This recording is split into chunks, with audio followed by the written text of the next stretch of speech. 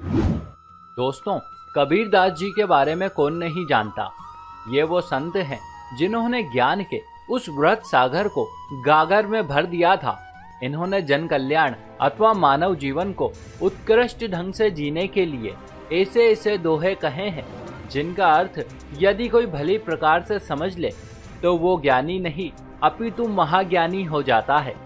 वैसे इसी क्रम में आज हम आपको कबीर के 5 ऐसे दोहे प्रस्तुत करेंगे जिन्हें जानकर आपके जीवन को एक नई दिशा मिलेगी। तो आइए शुरू करते हैं। नमस्कार और एक बार फिर स्वागत है आप सभी का आपके अपने वीडियो कलश यूट्यूब चैनल पर।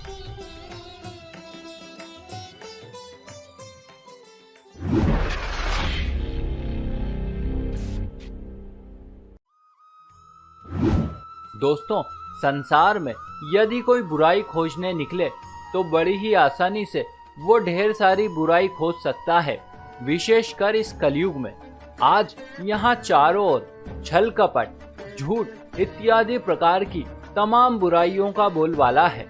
इस संदर्भ में कबीर लिखते हैं, बुरा जो देखन में चला बुरा न मिलिया कोय, जो दिल खोजा आपना मुझसे बुरा न कोय। अर्थात जब मैंने इस संसार में बुरे लोगों को खोजा तो मुझे कोई बुरा आदमी नहीं मिला, परंतु जब मैंने अपने अंदर झांका तो पता चला कि संसार में मुझसे बुरा कोई और नहीं है। और देखा जाए मित्रों तो संत की बात एक हिसाब से सही भी है, क्योंकि यदि बुराई का मूल खोजा जाए तो पहले यह हमारे अंदर ही पैदा होती है, तत्पश्चात ही बाहर प्रकट होती है। अतः ऐसे में यदि कोई इस संसार से बुराई को पूरी तरह से नष्ट करना चाहता है तो सबसे पहले उसे अपने अंदर की बुराई जैसे लालच, घृणा, हिंसा इत्यादि को मिटाना होगा। बस केवल तभी संसार बुराई से मुक्त हो सकेगा।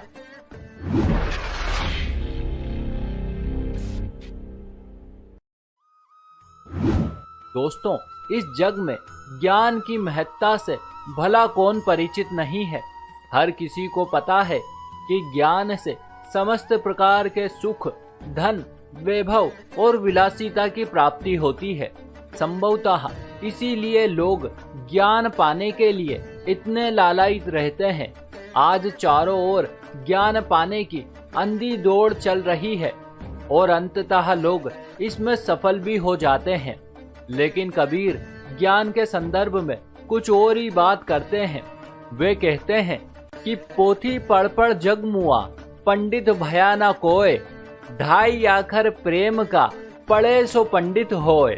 अर्थात किताब, पोथी, पाने इत्यादि पढ़ने से कोई पंडित अथवा विद्वान नहीं होता और न ही उसके स्वभाव में वो विद्वत्ता आती है जो किसी विद्वान में होती है।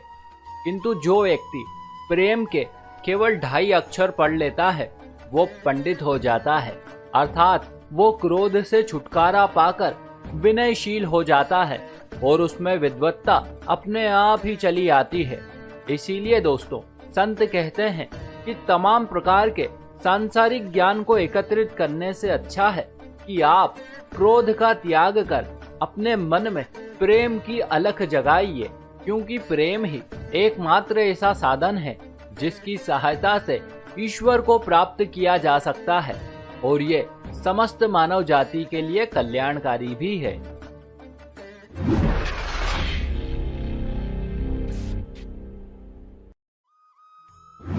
दोस्तों, कुछ लोग बड़ी उम्मीद लगाकर पूरी लगन से किसी कार्य में जुट जाते हैं और कड़ी मेहनत करके वे उस कार्य को पूर्ण भी कर देते हैं, किंतु फिर भी ये पाते हैं कि इतने प्रयास करने के बाद भी इन्हें अपने द्वारा किए गए परिश्रम का प्रतिफल प्राप्त ही नहीं हुआ। अर्थात कार्य को करने से कोई लाभ नहीं हुआ। फिर ऐसे में ये लोग निराश हो जाते हैं और अपने भाग्य को कोसने लगते हैं। ऐसे लोगों के लिए संत कबीर कहते हैं, धीरे धीरे रे मना, धीरे धीरे सब होए, माली सींचे सो घड़ा, ऋतु आए फल होए। अर्थात किसी भी मनुष्य को चाहिए कि वो कोई भी कार्य मन में संयम का भाव रखकर धीरे धीरे से करें, क्योंकि संयम व एकाग्रता से किया गया कार्य निश्चित ही सफल होता है और आपकी आशा के अनुकूल ही फल देता है।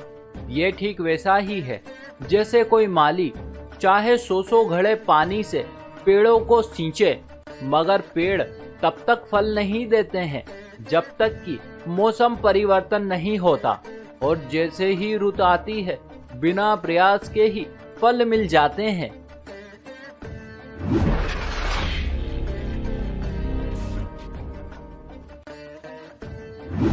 दोस्तों, संसार में ऐसे कई लोग हैं जो मुद्दे की बात छोड़कर फालतू की बात को पकड़ लेते हैं।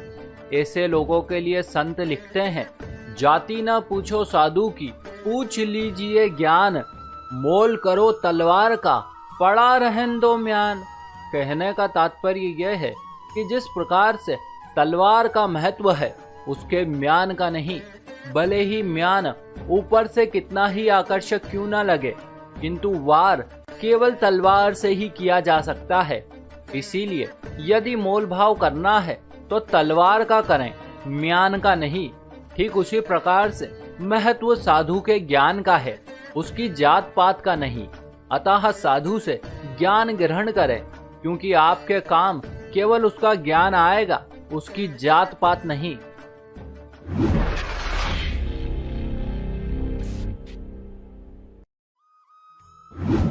दोस्तों, कुछ लोगों के जीवन में थोड़ा अच्छा समय क्या आ जाता है, ये अहंकारी हो जाते हैं। ये अपने समक्ष अन्य लोगों को तुच्छ और नीचा समझते हैं। ऐसे लोगों के लिए संत कहते हैं, कबीरा गर्व न कीजिए, कभू न हंसिए कोय, अजहू नाव समुद्र में ना जाने का होय। अर्थात आपको कभी किसी दीनहीन अथवा गरीब व्यक्ति को अपने से तुच्छ नहीं समझना चाहिए और ना ही कभी उसकी कमियों का सार्वजनिक करके उसका परिहास उड़ाना चाहिए, क्योंकि जीवन का अच्छा या बुरा दौर समुद्र में तैरती किसी नाव के समान है। ये कब हिचकोले खाकर डूब जाए कोई नहीं कह सकता है। इसीलिए आप सदैव ही इस बात का स्मरण रखिए कि समय का फेर है, ये कब किसी के विरुद्ध हो जाए कुछ कहा नहीं जा सकता है। तो दोस्तों, ये थे संत कबीर के 5 दोहे। इससे आगे के दोहे आप इसके अगले भाग में प्राप्त कर सकते हैं। इसी के साथ हमारी ये जानकारी भी यहीं समाप्त हुई। आशा करते हैं ये आपको जरूर अच्छी लगी होगी। ऐसे और भी वीडियो देखने के लिए अभी सब्सक्राइब कीजिए वीडियो कलेश यूट्यूब चैनल को। साथ ही साथ इस वीडियो को ज्यादा से ज्यादा लोगों के साथ शेयर करें और अब से आप हमें फेसबुक पर फॉलो करना ना भूलें, ताकि चारों ओर धर्म रूपी प्रकाश फैल सके। आप सभी मित्रों का बहुत बहुत धन्यवाद।